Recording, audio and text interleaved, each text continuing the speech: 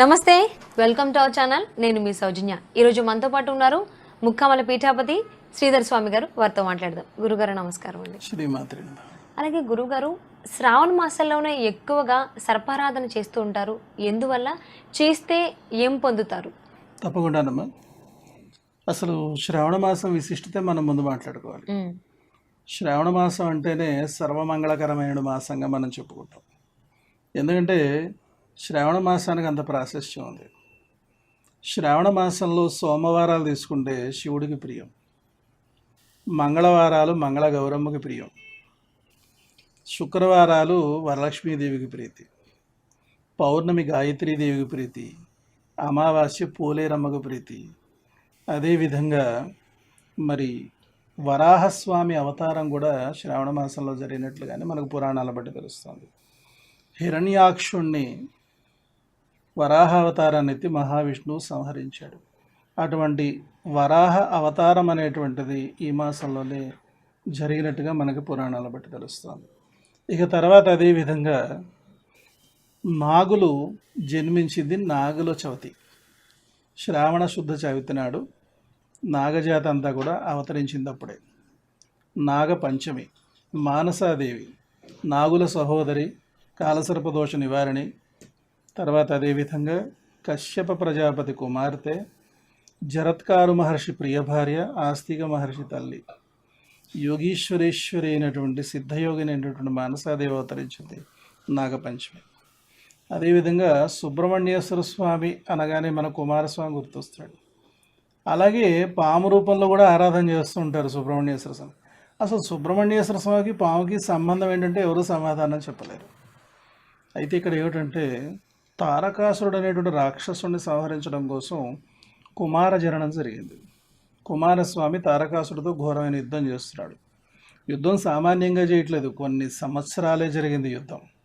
అటువంటి సందర్భంలో తారకాసురుడు శివుడు ఆత్మలింగాన్ని కంఠమందు ధరించి భయంకరమైన రీతిలో పోరాడుతున్నాడు సుబ్రహ్మణ్యుడితో. అయితే ఈ యొక్క తారకాసురుడు అనేక కామరూపాలు ధరించి పోరాడుతున్నాడు సుబ్రహ్మణ్యుడితో. అయితే ఒకానొక సందర్భంలో ఆ యొక్క సర్పరూపాన్ని దాల్చి పాము పుట్టలో దూరుతాడు ఈ యొక్క తారకాసురుడు. అటువంటి సందర్భంలో సుబ్రహ్మణ్యుడు సర్పరూపాన్ని దాల్చి అదే పుట్టలో ప్రవేశించి తారకాసురుడితో ఘోరమైన యుద్ధం చేస్తాడు. ఆ సందర్భంలో సుబ్రహ్మణ్యుడు సర్పరూపాన్ని దాల్చడం జరిగింది. అంచేతన నాగసుబ్రహ్మణ్యుడు అనేటువంటి పేరు అనేది అప్పుడే వచ్చిందనమాట. అయితే సుబ్రహ్మణ్యుడు సర్పరూపాన్ని దాల్చింది శ్రావణ శుద్ధ షష్ఠి నాడు. అంటే ఇక్కడ చూడండి, సర్పజాతి పుట్టింది శ్రావణ మాసం, సర్పజాతికి సహోదరైనటువంటి మానసాదేవి అవతరించింది శ్రావణ మాసం, సర్పరూపంలో సుబ్రహ్మణ్యుడు మనకి మారి అసురుడితో పోరాడింది కూడా శ్రావణ మాసం. అంటే ఈ యొక్క సర్పాలన్నీ కూడా విజృంభించేటువంటి సమయం, అంటే సర్పాలు అవతరించేటువంటి సమయం. ఇప్పుడు చూడండి, మనం తీసుకున్నట్లయితే పాములన్నీ కూడా సంతానోత్పత్తిని చేసేది ఈ మాసంలోనే. పాము విపరీతంగా గుడ్లు పెట్టేస్తుంది. ఆ పెట్టినటువంటి గుడ్లు తనే తినేస్తుంది, చాలా గుడ్లు తనే తినేస్తుంది. లేదంటే కనుక పాము పెట్టిన గుడ్లన్నీ కూడా పిల్లలైతే కనుక మనం ఉండక్కర్లా, వాటికి శాపం ఉంది, తన బిడ్డలను తనే తింటుంది అని చెప్పేసి అని. అందుచేత పాము ఏం చేస్తుంది, గుడ్లు పెట్టగానే దానికి ఆ టైంలో కళ్ళు కనపడవు అనమాట.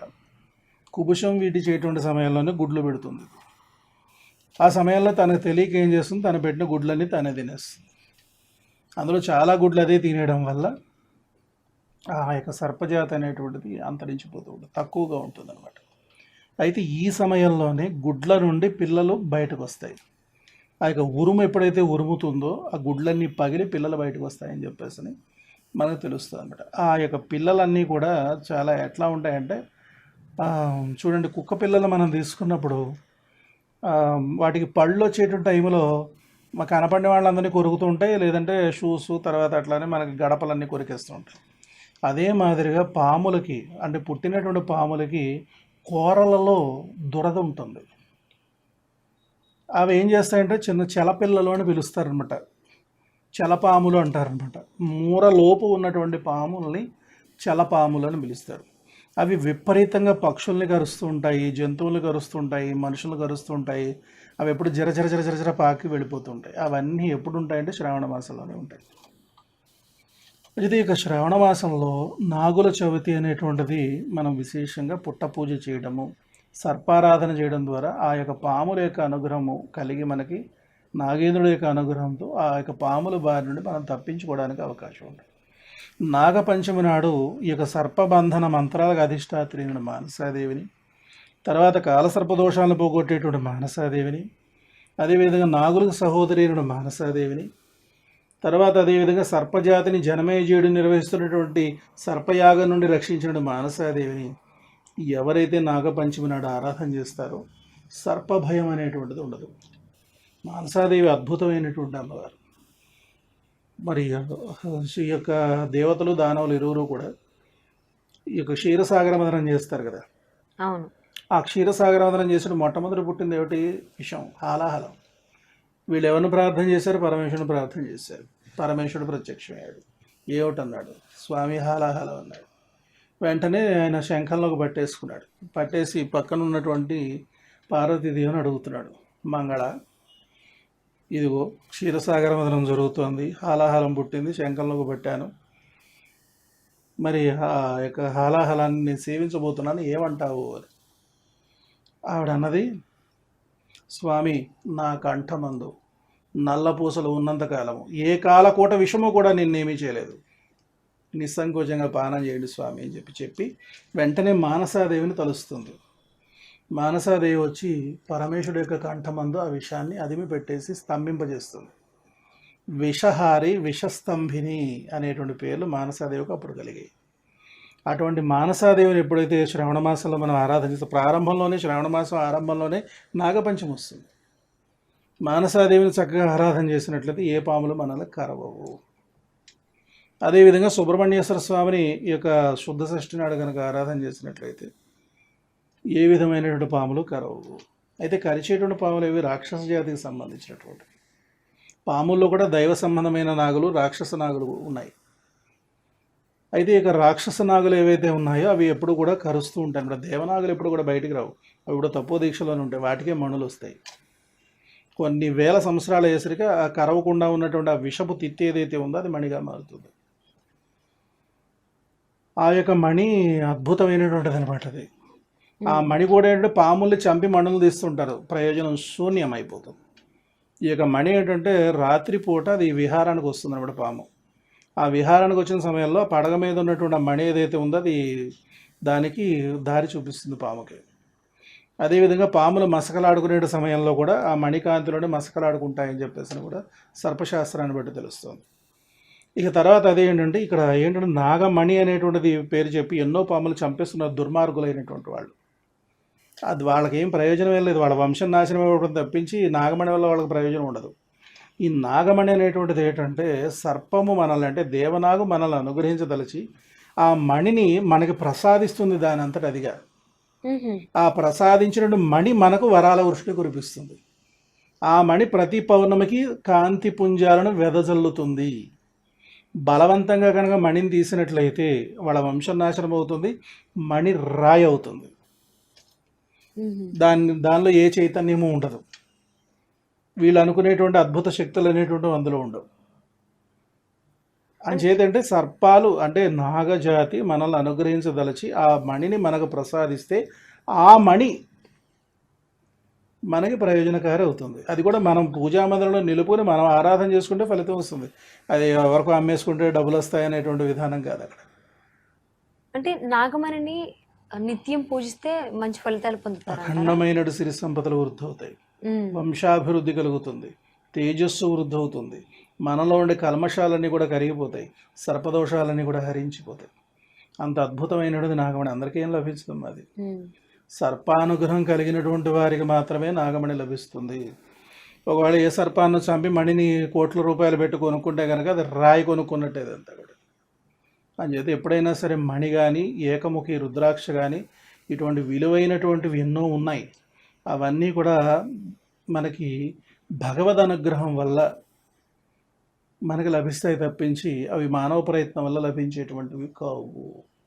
అలాగే గురువుగారు ఏ ఏ సర్పాలకి ఎన్ని సంవత్సరాలకి నాగమని వస్తుందంట? అవునమ్మా. ఇక్కడ ఏంటంటే దేవనాగులు అని చెప్పాను మీకు ఇందాక. అవును. ఈ దేవనాగులు అనేటువంటివి ఏంటంటే తేజోవంతంగా ఉంటాయి, శక్తివంతంగా ఉంటాయి. తర్వాత అవి అదేవిధంగా పుట్టిన దగ్గర నుండి కూడా ఏ జీవిని కరవకుండా ఉంటాయి. ఏ మనం ప్రత్యేకంగా నరుడు కంట పడకుండా ఉంటాయి. మనం చాలా గ్రామాల్లో కొన్ని కొన్ని విషయాలు వింటూ ఉంటాం. దేవనాగు పొరపాటుని మాకు అంటపడిందండి, నల్లరాయిని తల కొట్టుకొని చచ్చిపోయిందండి అంటుంటారు. ఆ నాగుకి మేము దేవాలయం కట్టించామండి అని చెప్తుంటారు. నిజం, అది మా ఊర్లోనే జరిగింది. అది ఒక దేవనాగు గడ్డిలో ఉండి ట్రాక్టర్ వెళ్ళిపోతుంది, ట్రాక్టర్లోంచి కింద పడింది. అది పడగానే అందరూ పడగెత్తి చూసింది, అంత చుట్టూ మనుషులు ఉన్నారు. వెంటనే తల కొట్టుకుని చచ్చిపోయింది. ఆ దేవనాగుని దహన సంస్కారాలు చేసి మా ఊర్లో సుబ్రహ్మణ్యేశ్వర ఆలయం కట్టాము. అట్లా ఉంటుంది దేవనాగు యొక్క లక్షణం. ఈ దేవనాగు ఎవరిని కరవదు, నరుడు కంట పడదు. అది ఎప్పుడు కూడా తపో దీక్షలోనే ఉంటుంది, రాత్రి కాలంలో మాత్రమే విహరిస్తుంది. అలాగ పాముకి విషపతిత్తు ఉంటుంది, లోపల పడగలో విషపతిత్తు ఉంటుంది అనమాట. ఈ వెనకాల పైన పడగ ఈ స్థానంలో ఉంటుంది అనమాట. ఆ విషపతిత్తు కరవకుండా ఉన్నందువల్ల కొన్ని వేల సంవత్సరాలు బ్రతుకుతుంది పాము. ఆ వేల సంవత్సరాల వయసు కలిగినటువంటి ఆ యొక్క విషపు తిత్తు ఏదైతే ఉందో ఆ తిత్తి నాగమణిగా మారిపోతుంది. అదే నాగమణి. అది తేనె రంగులో ఉంటుంది నాగమణి అనేటువంటిది. ఆ నాగమణి సర్పానుగ్రహంతో మనకు లభించాలి తప్పించి బలవంతంగా పాము చంపి కనుక నాగమణి పొందినట్లయితే వాళ్ళ వంశం వెంటనే నాశనం అయిపోతుంది, సర్వనాశనం అయిపోతుంది. ఆ మణి రాయి అయిపోతుంది, అదేమి పనిచేయదు. అందుచేత ఎప్పుడైనా సరే నాగమణుల పేరు చెప్పి సర్పాలు చంపేటువంటి వాళ్ళు ముందు వంశాలు నాశనం చేసుకుంటున్నారనే సత్యాన్ని గ్రహించుకోవాలన్నమాట. ఇది చాలా శక్తివంతమైనటువంటి ఉపాసన, మన నాగోపాసన అనేటువంటిది, సర్పారాధన.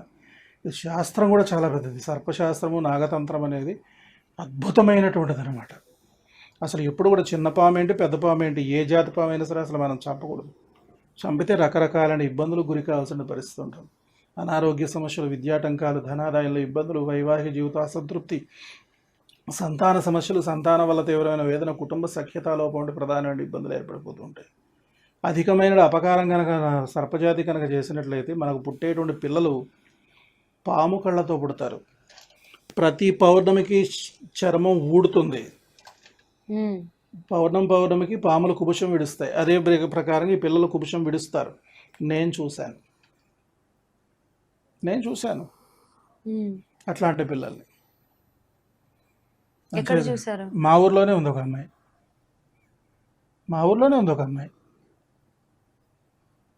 అంచేత ఇవన్నీ సామాన్యమైన విషయాలు కావు. ఎప్పుడు కూడా సర్పం జోలికి పోకూడదు, దైవం జోలికి పోకూడదు. తర్వాత అదేవిధంగా ఇటీవల కాలంలో మనం చూస్తున్న నిధి నిక్షేపాల పేరు చెప్పి అనేకమైన దేవాలయాలు ధ్వంసం చేస్తున్నారు. అదేవిధంగా ఎన్నో విగ్రహాలు కొల్లగొడుతున్నారు. రకరకాలైన పశుబలు, నరబలు కూడా ఇచ్చి నానా హింసలు చేస్తున్నారు. అట్లాంటి వాళ్ళు సర్వనాశనం అవుతారే తప్పించి నిధి నిక్షేపాలు వాళ్ళకి లభించవు. ఇందులో ప్రధానంగా దృష్టిలో ఉంచుకోవాల్సిందంటే 3 రకాల నిధులు ఉంటాయి. ఒకటి దైవ సంబంధమైన నిధి నిక్షేపాలు, ఆనంద పద్మనాభ స్వామి ఇట్లాంటివన్నీ కూడా. వాళ్ళంతా కూడా నేలమాడిగల్లో ఆ భగవంతుడికి సంబంధించిన సొమ్ములు దాస్తారు. అదేవిధంగా రాజులకు సంబంధించిన నిధి నిక్షేపాలు. తర్వాత అదేవిధంగా దొంగలకి భయపడి పూర్వీకులంతా కూడా ఏదో బంగారాలు పిడతల్లోనో లేకపోతే ఒక ముంతల్లోనో పెట్టుకుని పాపం వాళ్ళ గోడల్లోనో లేకపోతే భూమిలోనో దాచుకునేటువంటి నిధి నిక్షేపాలు. అయితే ఇక్కడ ఏమిటంటే ఈ యొక్క పెద్దలు దాచుకునే నిధి నిక్షేపాలు పిల్లలకు సంక్రమిస్తాయి, అది వాడుకోవచ్చు, ఎందుకంటే వాళ్ళ సొమ్ము కనుక. తర్వాత రాజులకు సంబంధించిన నిధి నిక్షేపాలు ఏవైతే ఉన్నాయో అది ప్రజల సొమ్ము. అదంతా కూడా ప్రజల సొమ్ము తినడానికి మనకు అర్హత లేదు, వాటి జోలికి మనం పోకూడదు. అదేవిధంగా భగవంతుడికి కైంకర్య నిమిత్తంగా సమర్పించినటువంటి నిధి నిక్షేపాలు అవన్నీ, వాడి జోలికి పోతే ఇక సర్వనాశనమే, దుంపనాశనం అయిపోతారు, డబ్బు రాదు వీళ్ళకి. అంచేత ఏంటంటే ఎప్పుడూ కూడా నిధి నిక్షేపాల పేరు చెప్పి, నాగమణుల పేరు చెప్పి పిచ్చి పిచ్చి పాలన చేసేటువంటి వాళ్ళ వంశం ముందు నాశనం అయిపోతుంది. చూసుకోండి, వాళ్ళు పిచ్చి వాళ్ళు అయిపోతారు. తర్వాత అలాగే రోగిష్టి వాళ్ళు అయిపోతారు, వాళ్ళ వంశం నిర్వంశం అయిపోతుంది. వాళ్ళ కళ్ళ ముందే వాళ్ళ పిల్లలు చచ్చిపోతారు. ఇవన్నీ నేను బోల్డమని చూశాను నేను అట్లాంటి వాళ్ళు. అంచేది ఎప్పుడైనా సరే భగవంతుడికి భారతదేశంలో పుట్టినట్టు మనం మనకు కలిగినటువంటి దాంట్లో తృణవ ప్రణవ సమర్పించాలి తప్పించి దేవుడు సొమ్ములు అప్పనంగా తినడానికి ప్రయత్నం చేయకూడదు. అట్లా చేసినటువంటి వాళ్ళు ఎంతోమంది ఉన్నారు, నాశనం అయిపోయినటువంటి వాళ్ళు. అంచేత అదంతా కూడా భగవదర్పితమైనటువంటిది, అదంతా కూడా భగవంతుడికి సంబంధించింది, ప్రజలకు సంబంధించింది. అది ఓ ఇంట్లో ఉంటే ఆ కుటుంబ సభ్యులకు సంబంధించినటువంటిది. నీకు హక్కే ఉంది. అంటే కష్టపడి సముపార్జన చేసినటువంటి రూపాయి మనకు కలిసి వస్తుంది తప్పించి ఆ విధంగా అపనంగా సాధించాలనేటువంటి సొమ్ములు ఉన్నాయి చూసారా, అవన్నీ కూడా బలి కోరతాయి. వీడు పోతాడు, బలి అంటే వేరే బలి కాదు, వీడే చనిపోతాడు. ఇక్కడంటే ఐశ్వర్యాల్లో 2 రకాలు ఉన్నాయి.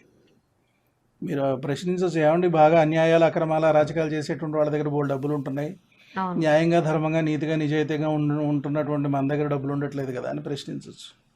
దీనికి సమాధానం మహావిష్ణువు మనకి భాగవతంలోనే చెప్పాడు.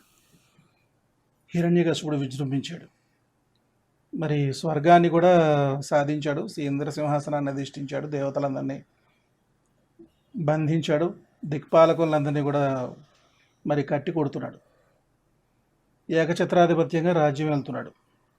అటువంటి సందర్భంలో లక్ష్మీదేవిని పిలిచి మహావిష్ణువు అంటాడు, లక్ష్మి వెళ్ళు, హిరణ్యకశిపుడిని సేవించు, స్వర్గంలో కూర్చో అనేసరికి లక్ష్మీదేవి ఉంటుంది, అదేమిటి స్వామి, హిరణ్యకశిపుడు దుష్టుడే, దుర్మార్గుడే, నీచుడే, నికృష్టుడే, అట్లాంటి దుర్మార్గుడైన రాక్షసుడిని నన్ను సేవించమంటున్నారా, ఏమిటి స్వామి అంటే అప్పుడు మహావిష్ణువు నవ్వి, లక్ష్మి నీవు సన్మార్గుల దగ్గర శ్రీలక్ష్మిగా ఉంటావు, దుర్మార్గుల దగ్గర జ్యేష్ఠాదేవిగా ఉంటావు, అలక్ష్మిగా ఉంటావు. సన్మార్గుల దగ్గర ఉన్న లక్ష్మి వృద్ధి కోరుతుంది, దుర్మార్గుల దగ్గర ఉన్న లక్ష్మి క్షయం కోరుతుంది. చూడండి, నీతిగా నిజాయితీగా న్యాయంగా ధర్మంగా సంపాదించిన కుటుంబాలు వృద్ధి చెందుతాయి. అన్యాయంగా అక్రమంగా ఎదుటి వాళ్ళని ఎత్తుమే చేతులు పెట్టి సంపాదించినటువంటి కుటుంబాలు అధపాతాళానికి పోతాయి. లక్ష్మి వేరే, అలక్ష్మి వేరే.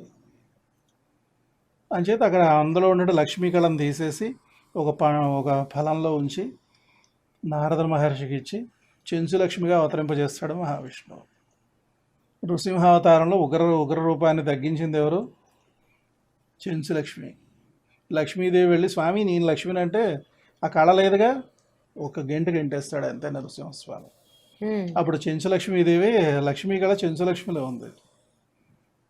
ఆ లక్ష్మీదేవి లక్ష్మీ కళ చెంచులక్ష్మిగా అవతరించినందువల్ల ఆ యొక్క చెంచులక్ష్మి ఉగ్ర నారసింహుడి యొక్క ఉగ్ర తత్వాన్ని శాంతింపజేసి స్వామి యొక్క పూర్వరూపాన్ని తీసుకుని వచ్చి వైకుంఠాన్ని తీసుకెళ్తారు. అంటే లక్ష్మి వేరే, అలక్ష్మి వేరే. దుర్మార్గుల దగ్గర అలక్ష్మిగా ఉంటుంది, సన్మార్గుల దగ్గర లక్ష్మిగా ఉంటుంది. ఇది మనం తెలుసుకోవాలి. అలాగే గురువుగారు, మీరు ఇంతకు ముందే అన్నారు నాగమణిని సర్పం దగ్గర నుంచి చంపేసిన తర్వాత తీసుకుంటారు అనేసి.